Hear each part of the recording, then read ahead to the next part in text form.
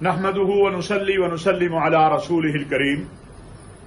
ہندوستان نے ایک وسیم نامی شخص ہندوستان کی حکومت اور ہندوستان کی انٹیلیجنس ایجنسی راہ کی مدد سے سیدہ طیبہ طاہرہ اما عائشہ صدیقہ رضی اللہ تعالی عنہا کے بارے میں انتہائی نازیبا فلم بنانے کی کوشش کر رہا ہے۔ جو یہ اطلاعات آ رہی ہیں پورے عالم اسلام میں اس پر اضطراب ہے۔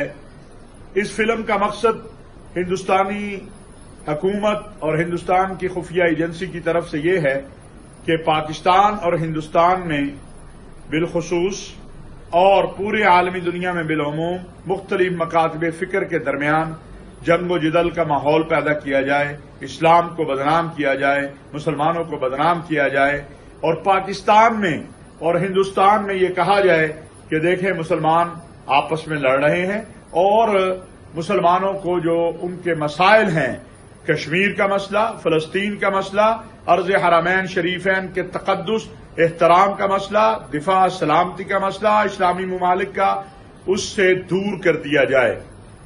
الحمدللہ پاکستان کے اندر شیعہ کابر علماء نے جس بھرپور طریقے سے اور شدت سے اس کی مذمت کی ہے وہ پاکستان میں مختلف مکاتب فکر کے درمیان ہم آہنگی اور مقدسات کے احترام کی دلیل ہے۔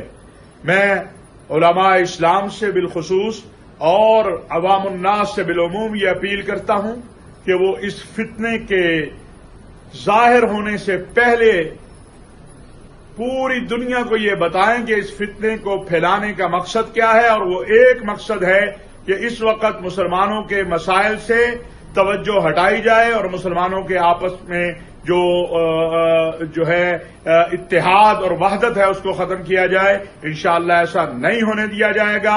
پاکستان کے تمام مکاتب فکر اس کی مذمت کرتے ہیں۔ ہم سب ایک ہیں اسلام کی سربلندی کے لیے، پاکستان کی سلامتی اور استحکام کے لیے، اپنے کشمیری بھائیوں کے لیے، فلسطین کی عوام کے لیے اور مظلوم مسلمانوں کی ترجمانی کے لیے۔ وما علینا الا البلاغ المبین۔